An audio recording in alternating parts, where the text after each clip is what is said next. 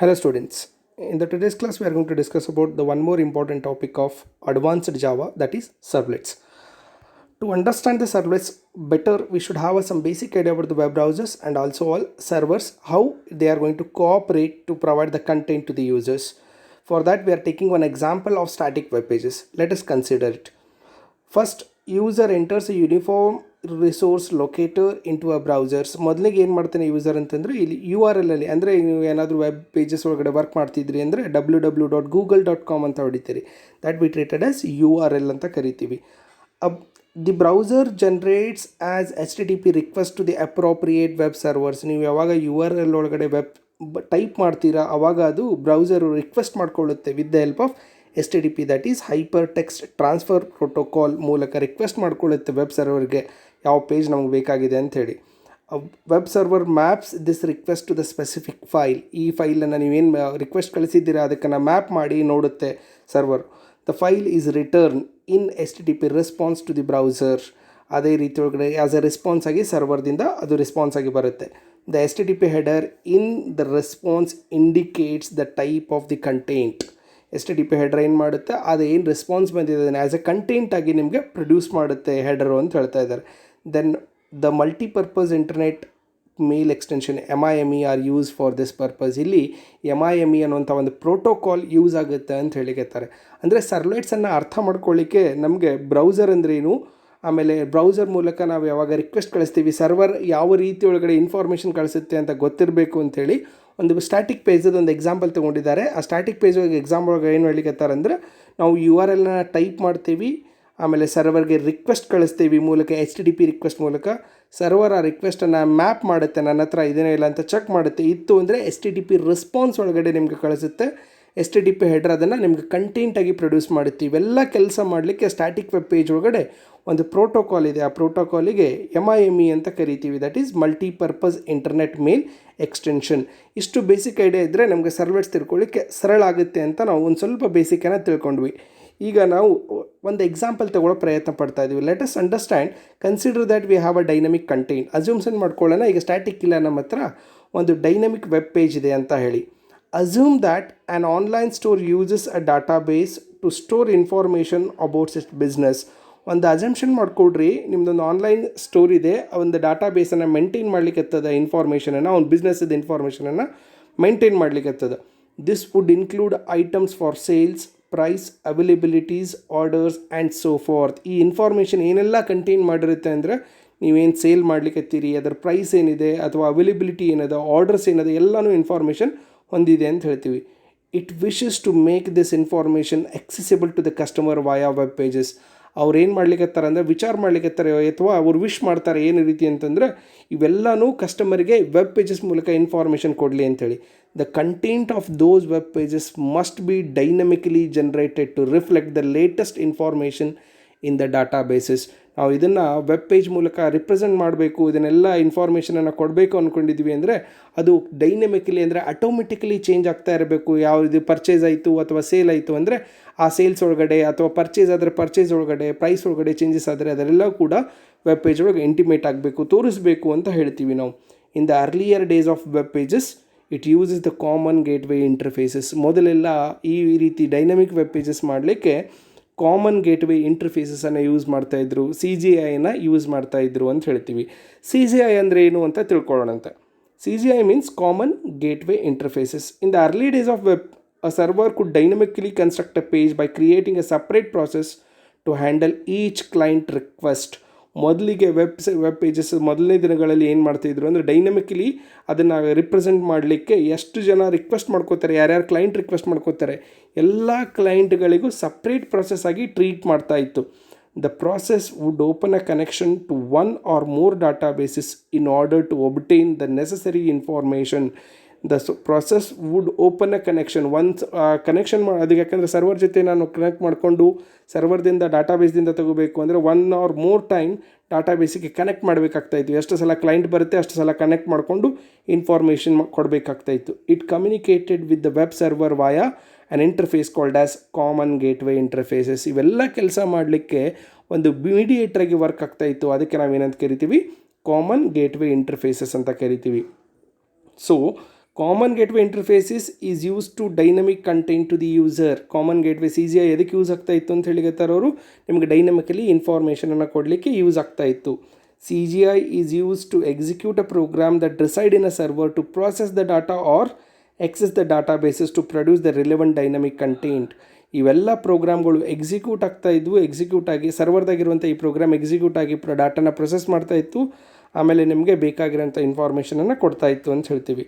Programmes that reside in a server can be written in a native operating system such as C++, or some other programming languages. Pascal, ಪರ್ಲ್ನ use ಮಾಡಿದ್ದಾರೆ ಅಂತ ಹೇಳ್ಬೋದು. ಅವಾಗ ಬರೆದಿರುವಂಥ ಸರ್ವರ್ದಾಗಿ ಬರೆಯುವಂಥ ಈ ಪ್ರೋಗ್ರಾಮ್ಗಳು ಎದರಿಂದ ಇದ್ದು C ಅಥವಾ C++ ಮೂಲಕ ಇದ್ದು ಅಂತ ಹೇಳ್ತೀವಿ. CGI allowed the separate process stored data from HTTP request and write the data to the HTTP response. CGI ಏನು ಮಾಡ್ತಾ ಇತ್ತು, ಸಪ್ರೇಟಾಗಿ ಟ್ರೀಟ್ ಮಾಡ್ತಾ ಇತ್ತು. ಇದೊಂದು ಪ್ರೊಸೆಸ್ ಅದ, ಇದಕ್ಕೊಂದು ಎಕ್ಸಿಕ್ಯೂಟ್ ಆಗಬೇಕು, ಇದಕ್ಕೊಂದು ರಿಕ್ವೆಸ್ಟ್ ಬೇರೆ ಅದ, ಅದಕ್ಕೊಂದು ರೆಸ್ಪಾನ್ಸ್ ಬೇರೆ ಅದ, ಮತ್ತೊಂದು ಕ್ಲೈಂಟ್ ಬಂದ, ಮತ್ತೊಂದು ಕ್ಲೈಂಟದ ರಿಕ್ವೆಸ್ಟ್ ಬೇರೆ ಅದ, ಮತ್ತೊಂದು ರೆಸ್ಪಾನ್ಸ್ ಬೇರೆ ಅದ ಅಂತ ಹೇಳಿ.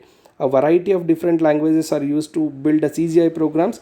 These included C++ and Perl. ಬೇರೆ ಬೇರೆ ಪ್ರೋಗ್ರಾಮಿಂಗ್ ಲ್ಯಾಂಗ್ವೇಜಸ್ಗಳನ್ನು ಯೂಸ್ ಮಾಡಿಕೊಂಡು ಇದನ್ನು ಡಿಸೈನ್ ಮಾಡ್ತಿದ್ರು. ಸಿಂಪಲ್ಲಾಗಿ ಹೇಳಬೇಕು ಅಂದರೆ ಅರ್ಲಿಯರ್ ವೆಬ್ಸೈಟ್ಸ್ ಒಳಗಡೆ ಅರ್ಲಿಯರ್ ವೆಬ್ ಪೇಜಸನ್ನು ಕ್ರಿಯೇಟ್ ಮಾಡುವಾಗ ಒಮ್ಮೆ ಸರ್ವರ್ ಮತ್ತು ಕ್ಲೈಂಟ್ ನಡುವರ್ಕ CGI ವರ್ಕ್ ಆಗ್ತಾ ಇತ್ತು. CGI ಅನ್ನೋದು ಒಂದು ಕಾಮನ್ ಗೇಟ್ವೇ ಇಂಟರ್ಫೇಸ್ ಆಗಿತ್ತು. ಸರ್ವರ್ ಮೂಲಕ ವ್ಯಾಲ್ಯೂನ ಎಕ್ಸೆಸ್ ಮಾಡಿ ಯೂಸರ್ಗೆ ಕೊಡೋಗೋಸ್ಕರ ಯೂಸ್ ಮಾಡ್ತಾ ಇತ್ತು. ಇದು ಮಾಡಬೇಕಂದಾಗ ಒಮ್ಮೆ ಸಪ್ರೇಟ್ ಪ್ರಾಸೆಸ್, ಬೇರೆ ಕಸ್ಟಮರ್ ಅದಾನ, ಬೇರೆ ಕ್ಲೈಂಟ್ ಅದಾನ ಅಂತ ಸಪ್ರೇಟಾಗಿ ಟ್ರೀಟ್ ಮಾಡ್ತಾ ಇತ್ತು. ಎಷ್ಟು ಕಸ್ಟಮರ್ ರಿಕ್ವೆಸ್ಟ್ ಮಾಡ್ತಾನೆ ಅಷ್ಟು ಸಲ ಡಾಟಾಬೇಸಿಗೆ ಓಪನ್ ಮಾಡೋದು, ಕ್ಲೋಸ್ ಮಾಡೋದು ಮಾಡಬೇಕಾಗ್ತಾ ಇತ್ತು ಅಂತ ಹೇಳ್ತೀವಿ. Disadvantages. What are the disadvantages? However CGI suffered serious performance problems. ಕೆಲವೊಂದು ಪ್ರಾಬ್ಲಮ್ಸ್ಗಳನ್ನು CGI ಫೇಸ್ ಮಾಡ್ತು ಅಂತ ಹೇಳ್ತೀವಿ.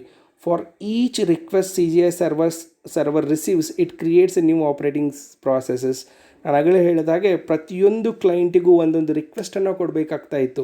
10 ಕ್ಲೈಂಟ್ ಅದರ 10 ಪ್ರೊಸೆಸ್ ಆಗಿ ಕನ್ವರ್ಟ್ ಆಗ್ತಾ ಇದ್ದು, 15 ಕ್ಲೈಂಟ್ ಅದರ 15 ಪ್ರೊಸೆಸ್ ಆಗಿ ಕನ್ವರ್ಟ್ ಆಗ್ತಾ ಇತ್ತು.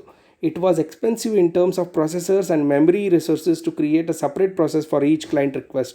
10 or 15 it is manageable. If it is 100 and 200, then 100 process has to execute. For that it requires lots of processor time and also all memory for it. ಇದು ಭಾಳಷ್ಟು memory ತಗೋತಾ ಇತ್ತು, ಭಾಳಷ್ಟು time ತಗೋತಾ ಇತ್ತು ಅಂತ ಹೇಳ್ತೀವಿ. If the number of requests from the client increases, then the more time it will take to respond to the request. ಭಾಳಷ್ಟು ಕಸ್ಟಮರ್ಸ್ಗಳು ಇನ್ಕ್ರೀಸ್ ಆದರು, ಕ್ಲೈಂಟ್ಗಳು ಇನ್ಕ್ರೀಸ್ ಆದರು ಅಂದರೆ ರೆಸ್ಪಾನ್ಸ್ ಮಾಡೋಕ್ಕೆ ಟೈಮ್ ಭಾಳ ತಗೋಬೇಕಾಗುತ್ತಾ ಇತ್ತು. It was also expensive to open and close database connection for each client request. ಇದನ್ನು ಕೂಡ ಪ್ರಾಬ್ಲಮ್ ಇತ್ತು. ಎಷ್ಟು ರಿಕ್ವೆಸ್ಟ್ ಆಗ್ತಾವೆ ಅಷ್ಟು ಸಲ ಓಪನ್ ಮಾಡೋದು, ಅಷ್ಟು ಸಲ ಕ್ಲೋಸ್ ಮಾಡೋದು, ಅದನ್ನು ಕೂಡ ಒಂದಿಷ್ಟು ಪ್ರಾಬ್ಲಮ್ಸ್ ಬರ್ತಾಯಿತ್ತು. As a program executed by CGI scripts are written in the native languages such as C++, Perl which are platform independent. ಇದರೊಳಗೆ ಬರೆದಿರುವಂಥ ಪ್ರೋಗ್ರಾಮಿಂಗ್ ಲ್ಯಾಂಗ್ವೇಜ್ಗಳು C++ ಇರೋದ್ರಿಂದ ಅವು ಪ್ಲ್ಯಾಟ್ಫಾರ್ಮ್ ಇಂಡಿಪೆಂಡೆಂಟ್ ಆಗಿದ್ದವು. ಇವೆಲ್ಲ ಪ್ರಾಬ್ಲಮ್ಗಳನ್ನು ಓವರ್ಕಮ್ ಮಾಡಲಿಕ್ಕೆ therefore other techniques were introduce. ಇವೆಲ್ಲ ಪ್ರಾಬ್ಲಮ್ಸ್ಗಳು, ಒಂದು ನಂಬರ್ ಆಫ್ ಕ್ಲೈಂಟ್ ಆದಂಗೆ ಸಪ್ರೇಟ್ ಪ್ರೊಸೆಸ್ ಆಗೋದು, ನಂಬರ್ ಆಫ್ ಕ್ಲೈಂಟ್ಸ್ ಇನ್ಕ್ರೀಸ್ ಆದಂಗೆ ಟೈಮ್ ಮೆಮರಿ ಜಾಸ್ತಿ ತಗೊಳ್ಳೋದು, ಆಮೇಲೆ ಪ್ರೋಗ್ರಾಮಿಂಗ್ ಲ್ಯಾಂಗ್ವೇಜ್ಗಳು ಪ್ಲ್ಯಾಟ್ಫಾರ್ಮ್ ಓರಿಯೆಂಟೆಡ್ ಆಗಿರೋದ್ರಿಂದ to avoid all such programs ಇನ್ನೊಂದು ಹೊಸ ಕಾನ್ಸೆಪ್ಟ್ ಬೇಕು ಅಂತ ಅನ್ಸಕ್ಕೋಯಿತು. As a result the servlets are entered. ಇದರ ಪ್ರಕಾರ ಒಂದು ಸರ್ವ್ಲೆಟ್ಸ್ ಬಂದು ಅಂತ ಹೇಳ್ತೀವಿ. Among these are the servlets is also one kind of a result of disadvantages of CGI ಅಂತ ಹೇಳ್ಬೋದು. ಅಂದರೆ ಸರ್ವ್ಲೆಟ್ಸ್ ಅಂದರೆ ಏನು ಅಂತ ಕೇಳಿದ್ರೆ, servlets are the programs that run on web or application servers and act as a middle layer between the request coming from web browser or other HTTP client and databases or applications on the HTTP server. ಹಾಗೆ CGI ಕೆಲಸ ಮಾಡ್ತೈತಿ, ಇದೂ ಸರ್ವ್ಲೆಟ್ಸ್ ಅದೇ ರೀತಿಲೇ ಕೆಲಸ ಮಾಡುತ್ತೆ. Servlets are the programs. ಇವೊಂದಿಷ್ಟು ಪ್ರೋಗ್ರಾಮ್ಸ್ಗಳದವು ಎಲ್ಲಿ ರನ್ ಆಗ್ತಾವು, ವೆಬ್ ಅಥವಾ ಅಪ್ಲಿಕೇಶನ್ ಸರ್ವರ್ ಮೇಲೆ ರನ್ ಆಗ್ತಾವು as a middle layer between the request coming from the web browser. Request ಎಲ್ಲಿ ಬ್ರೌಸರ್ದಿಂದ ಬರುತ್ತೆ, ಸರ್ವರ್ದಿಂದ ರೆಸ್ಪಾಂಡ್ ಆಗುತ್ತೆ. ಇದ್ರ ಮಧ್ಯೆ ಅದು ಒಂದು ಮೀಡಿಯೇಟರ್ ಆಗಿ ವರ್ಕ್ ಮಾಡ್ಲಿಕ್ಕೆ ಅಥವಾ ಕ್ಲೈಂಟ್ದಿಂದ ಬಂದಿರ್ಬೋದು, ಡಾಟಾಬೇಸ್ ಜೊತೆ ಇರ್ಬೋದು, ಅದರ ಮಧ್ಯವಾಗಿ ವರ್ಕ್ ಮಾಡುತ್ತೆ, ಅಥವಾ ಅಪ್ಲಿಕೇಶನ್ ಮತ್ತು ಸರ್ವರ್ ಮಧ್ಯೆ ವರ್ಕ್ ಆಗುತ್ತೆ. ಒಟ್ಟು ಇದು ಮೀಡಿಯೇಟರ್ ಆಗಿ ಮಿಡಲ್ ಲೇಯರ್ ಆಗಿ ವರ್ಕ್ ಆಗುತ್ತೆ ಅಂತ ಹೇಳ್ಬೋದು. Using servlets you can collect the input from the user through the web forms, present records from a database or another source to create a web pages dynamically. ನೀವು servlets ಮೂಲಕ web pages ಮೂಲಕ user ರೆಸ್ಪಾನ್ಸನ್ನು ತಗೋಬೋದು, request ತಗೋಬೋದು, ಅಥವಾ ಬೇರೆ ರೀತಿಯ ಡಾಟಾಬೇಸ್ಗಳ record ಮೂಲಕ ತಗೋಬೋದು, ಬೇರೆ ಬೇರೆ ಸೋರ್ಸ್ಗಳಿಂದ ಆ್ಯಸ್ ಅ ಮೀಡಿಯೇಟರ್ ಆಗಿ ತಗೋಬೋದು ಅಂತ ಹೇಳಿಕತ್ತೀವಿ. Advantages compare to CGI, what are the advantages of servlets ಅಂತ ಹೇಳಿದ್ರೆ, ಪರ್ಫಾರ್ಮೆನ್ಸ್ ಈಸ್ ಸಿಗ್ನಿಫಿಕೆಂಟಲಿ ಬೆಟರ್. ಅದಕ್ಕೆ ಕಂಪೇರ್ ಮಾಡಿದ್ರೆ ಇದರ ಪರ್ಫಾರ್ಮೆನ್ಸ್ ಭಾಳ ಬೆಟರ್ ಆಗಿತ್ತು. Servlets execute within the address of the space of the web server. It is not necessary to create a separate process to handle each client request. ಇಲ್ಲಿ ಬೇರೆ ಬೇರೆ client ಬೇರೆ ಬೇರೆ ರೀತಿ ಅಂತೇನಿಲ್ಲ, ಎಲ್ಲ ಕ್ಲೈಂಟ್ಗಳು ಒಂದೇ ಅಂತ ಹೇಳಿ ಒಂದೇ ಕಡೆ ಇಟ್ಕೊಂಡು ಕೆಲಸ ಮಾಡೋದ್ರಿಂದ ಬೇರೆ ನಂಬರ್ ಆಫ್ ಪ್ರೊಸೆಸಸ್ ಇನ್ಕ್ರೀಸ್ ಆಗ್ತಾ ಇದ್ದಿದ್ದಿಲ್ಲ ಅಂತ ಹೇಳ್ಬೋದು. ಇಲ್ಲಿ ನಂಬರ್ ಆಫ್ ಥ್ರೆಡ್ಸ್ ಇನ್ಕ್ರೀಸ್ ಮಾಡ್ಕೊಂಡಿದ್ದಾರೆ, ಪ್ರೊಸೆಸ್ ಮಾತ್ರ ಒಂದೇ ಅಂತ ಹೇಳ್ತಾ ಇದ್ರು. Java security manager on the server enforces a set of restrictions to protect the resources on a server machine. So servlets are trusted. ಇಲ್ಲಿ security manager, Java security manager actively work ಮಾಡುತ್ತೆ, restrictions ಮಾಡುತ್ತೆ, ರಿಸೋರ್ಸಸನ್ನು ಹಾಳಾಗಲಾರ್ದಂಗೆ ನೋಡ್ಕೊಳ್ಳುತ್ತೆ. ಅದಕ್ಕೋಸ್ಕರ ಇದು ಬಹಳ believable ಇದೆ, trusted ಇದೆ ಅಂತ ಹೇಳ್ಬೋದು. The full functionality of Java class library is available to a servlets. It can communicate with updates, databases and other softwares via the sockets and RMI mechanism that you can seen already. ಇಲ್ಲಿ ಎಲ್ಲ ಜಾವಾದ functionality use ಮಾಡಿದೆ, ಅದರಿಂದ ಇದು platform independent ಆಗಿದೆ. ಆಮೇಲೆ purely Java ಮೇಲೆ ಬರೆದಿದ್ದೀವಿ, ಅದಕ್ಕೋಸ್ಕರ ಇದು ಎಲ್ಲ ರೀತಿಯ ಜಾವಾದ ಲೈಬ್ರರಿಗೆ ಸಪೋರ್ಟ್ ಮಾಡುತ್ತೆ ಅಂತ ಹೇಳ್ತೀವಿ.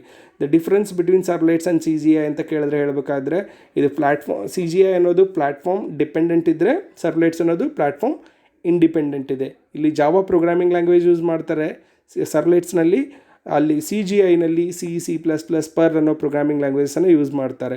ಅಲ್ಲಿ ಸಪ್ರೇಟ್ ಪ್ರೊಸೆಸ್ ಆಗಿ ಟ್ರೀಟ್ ಮಾಡ್ತಾರೆ, ಇಲ್ಲಿ ಸಪ್ರೇಟ್ಸ್ ಥ್ರೆಡ್ಸ್ ಆಗಿ ಟ್ರೀಟ್ ಮಾಡ್ತಾರೆ. ಅಲ್ಲಿ ಟೈಮು ಜಾಸ್ತಿ ತಗೊಳ್ಳುತ್ತೆ, ಇಲ್ಲಿ ಕಡಿಮೆ ಟೈಮ್ ತಗೊಳ್ಳುತ್ತೆ. ಇಲ್ಲಿ ಕ್ಲೈಂಟ್ಸ್ ಇನ್ಕ್ರೀಸ್ ಆದರೂ ಕೂಡ ಒಂದೇ ಪ್ರೊಸೆಸ್ ಆಗಿರೋದ್ರಿಂದ ಕಡಿಮೆ ಟೈಮಲ್ಲಿ ಎಕ್ಸಿಕ್ಯೂಟ್ ಮಾಡ್ತೀವಿ ಅಂತ ಹೇಳ್ತೀವಿ. Remaining things will discuss in the next of the classes. Thank you.